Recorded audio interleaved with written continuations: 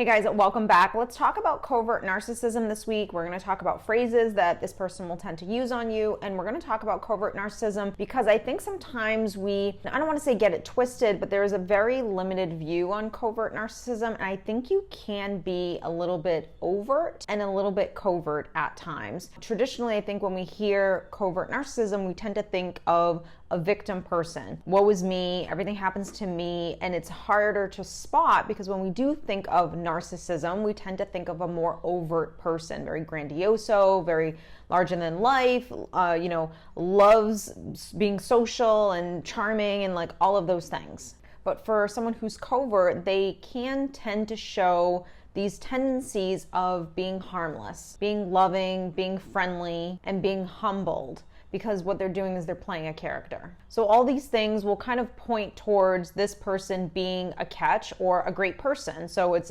obvious sometimes to spot that very like egotistical, larger than life personality, which we tend to kind of like shy away from, although some people don't. Or we tend to see this like a little bit more quieter, or maybe sometimes they're a little overt, but other times they can be or seem very like humble, down to earth, kind and loving. Now the problem is that over time with both personalities, but more so with someone who is covert or has a tendency to go in that kind of direction, you're going to see these new traits start to come out. But because you have been bred, or in the beginning you really saw this type of person, this humble, this loving, this kind person that's a giver perhaps at times, you believe that this person's actually good and that this is their real character. But over time, you're going to start to see stranger behaviors start to come out. And what you're witnessing is really the starts of narcissistic abuse. And what you're witnessing is that this character and the mask starting to come off, where they're starting to really show their true colors. Because everyone can always be on their best behavior during the early stages of dating, but while you are dating,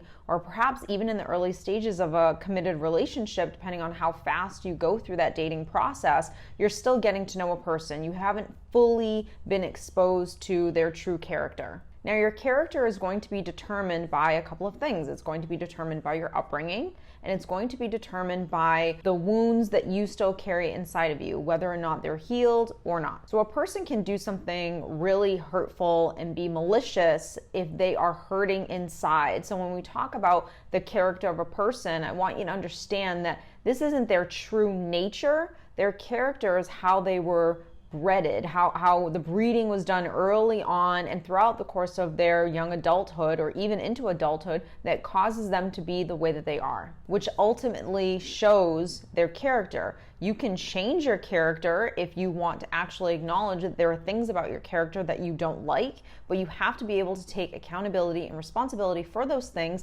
And then you actually have to do the work. So most people don't want to do that. And that's why someone can do something really hurtful or be vindictive or be nasty or be emotionally abusive or use manipulation or use all of these different things on another person in a relationship, because really and truly, they're actually just hurting inside. They're not healthy, they're not able to fill themselves up, they're not able to take responsibility for how they feel and learning what to do with how they feel so they don't inflict pain on another person. Now, since you're probably unaware, or at least you were unaware, that you were dealing with this kind of like psychological abuse, essentially emotional abuse, then what happens 9 times out of 10, 99.9% of the time, is the victim is going to go within. So most people tend to start blaming themselves for the treatment that they're now receiving, because when the changes in a person are dramatic, sometimes it goes from one extreme to the next, or sometimes maybe it doesn't, and it's just something that gradually happens over time. You're so unsure, you so don't understand what's actually going on that it kind of like confuses the brain, and this is what we call cognitive dissonance. You don't really understand what's happening, you don't really understand the type of relationship that you're in, and so you kind of unknowingly are in this cycle of abuse with this person going around and around for possibly years. So because this trauma is something that you don't know how to process and handle and deal with, you automatically just try to start changing yourself, because again, the blame always starts with blaming me because you have control over yourself, you don't have control of the other person. And this is really what you're thinking unconsciously, that if I work on me or if I change me, then I'll get that version back of that person that I once had. That's why educating yourself on trauma, narcissistic abuse, emotional abuse, that's why this is so incredibly important, because if you are not educated and you don't know at least even what it looks like, then when it's one thing to know what it looks like, it's another thing to be able to spot it in real time when you are emotionally in a relationship with another person. So your ability to see it actually happening in front of you, that takes a lot of practice. So one thing is we have to educate ourselves, and then the next thing, we have to be super mindful of our own selves and how we feel when we are in interactions with other people, so we can take responsibility for ourselves and then be able to slowly start spotting really patterns within a person. Because abuse is easy to spot because most people will use 1 or 2 or 3 of the same tactics over and over again. So you'll see the same cycles happening constantly if you just kind of slow down and look for them. Now, a covert narcissist is really going to use kind of like 1 or 2 tactics. They're always going to use manipulation, because the manipulation is going to help them to come out looking like the victim, or they're going to use that manipulation to kind of be passive aggressive with you on something that they want you to change. Now, you changing isn't about playing nice in the sandbox. It's not about right or wrong. It's not about being fair. It's just about what this person wants, because all narcissists really seek control, and they seek it obviously outside of themselves. So the job and the person and the this, all of these things need to look and feel the way I want them to. These extensions of myself need to look and feel the way I want them to, so I feel validated, so I feel enough, so these things fill me up inside. So the manipulation is really just their way of trying to maneuver these things around to fit the way they want it to fit in their life. So they're not really as witty and as charismatic as other forms of narcissism. So they have to use other ways of getting supply, of getting really how they want to feel in this relationship. So whether it's good supply, bad supply, negative, positive feedback, looking at me as if I'm the victim or looking at me as if I'm the hero, it's all things that are going to help to fill up this like low sense of self and this low self-esteem. So being kind of like passive aggressive while also playing the victim is really kind of like where this person loves to play. So they may not be like very vindictively hurtful, whereas like other forms of personalities will be just downright cruel. They might kind of like just jab you a little bit with these like passive aggressive comments and to start kind of like chipping away at you. Now, the more you allow someone to chip away at you, the more you are giving ultimately your power to another person, because you as well have to feel good inside. You have to have self-esteem. So if you are allowing someone to chip away at you, then your sense of self is being determined by this other person. So you need this person to say things and do things in order for you to feel good about yourself. If you are a person that is easily manipulated and someone can easily gaslight you, then you haven't practiced honing your sense of self and trusting your intuition and knowing who you are and knowing what you think and knowing how you feel. That takes a really healthy, strong, confident person to be able to kind of like stand tall and not let someone manipulate you into thinking something different than what you just innately think and feel.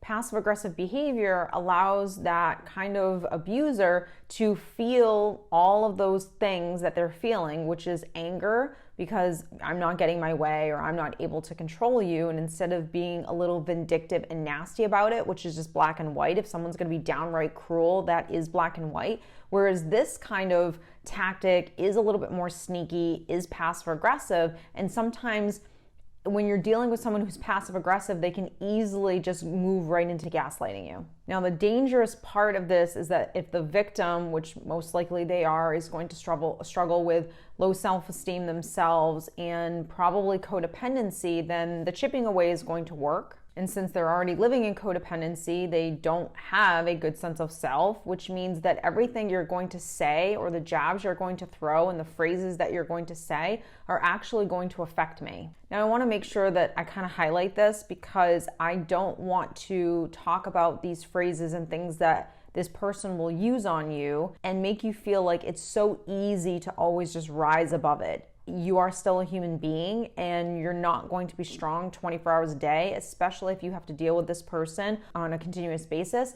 So it is hard at times to just stand there and take it and not ever feel affected by it. So I don't want you to feel like you should be able to just hear these things and be super strong and rise above it. But I do want you to hear these things and start to see within your own relationship with this toxic person, whether or not, number one, they say these things, and number two, getting you to see what's really going on rather than letting this person have any kind of effect on how you feel about yourself and the situation at hand. So let's talk about some kind of like victim statements. So a victim statement from someone who is covertly narcissistic will sound something like this. Don't worry about it. I'll take care of it. No one usually helps me anyways, so it's fine. I would do it for you. I would do it for you is always coming from a victim, and it is one of the biggest signs of manipulation. One of the best victim statements is, this always happens to me. Life isn't fair. I've always had it hard. This has always happened to me time and time again. So here's the thing. If you're codependent, when you hear this, or not even codependent, really, someone who's an empath, if you hear this, your heart is going to, on some level, naturally just break because you want to help and you don't want to see someone suffering. Now, the healthy person or the person that's trying to heal from codependency is going to be able to hear these things and understand that their problems or how they feel are not your problems. And you're going to have to learn how to create like a healthy wall in front of you so you can detach from really what you should be concerned about that doesn't involve you, that does affect you, versus someone who is playing a victim and you coming in and saving the day or changing or altering yourself is not going to help the situation. If anything, it's just going to continuously prove to the abuser that when I do these things, this person changes, or eventually I get my way. Now, playing a victim is a space that most covert narcissists love to live in, but at some point, if that is no longer working because perhaps you're educating yourself, you're getting healthier, and you start to see what's really going on, and you start to create some boundaries, and that's really going to obviously upset this person, now you're going to get more nasty treatment. Their words are going to be a little bit more aggressive. So this might be them trying to like butter you up or trying to boost you up a little bit. That way you'll kind of like come to me because you like how this makes you feel when I say these things and I do these things. And the minute you kind of come over, I'm going to cut you again. They could become more moody, more hostile with you. They could start to lose their patience with you because again, they're not getting what they want. Now, whatever they do, whether it's like a mood swing, being hostile, poking fun at you, whatever the comments that are made, it comes down to this. How are you going to respond to this?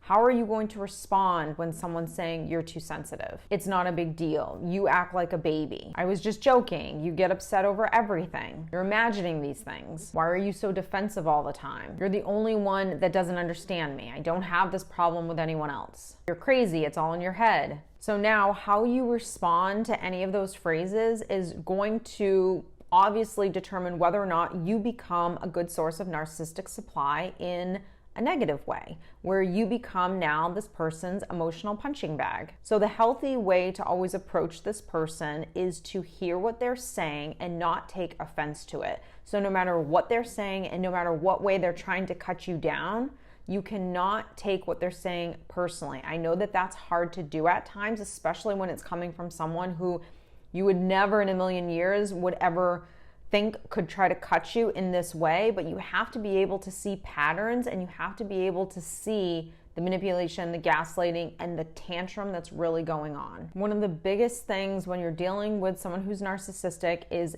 educating yourself, knowing the patterns that this person is going to give you and expecting it when you are having interactions with them. Stop fantasizing the relationship like they're actually going to do the right thing going forward. See the patterns, expect the patterns, learn how to create boundaries, because you will ultimately begin to teach this person whether you have to deal with them, whether you can just say peace out to them and never see them again, whether it is a family member, someone you're co-parenting with, it doesn't matter. It is all about consistent boundaries and the way you're going to respond to their forms of, manipulation or abuse. That will ultimately allow you to have a somewhat decent relationship with this person, because over time, like any bully, the more you just hold your ground and are consistent with who you are, they are going to have to adapt. Everyone has to adapt. So the hardest part is not them adapting, because they'll learn how to do that. It's going to be you being consistent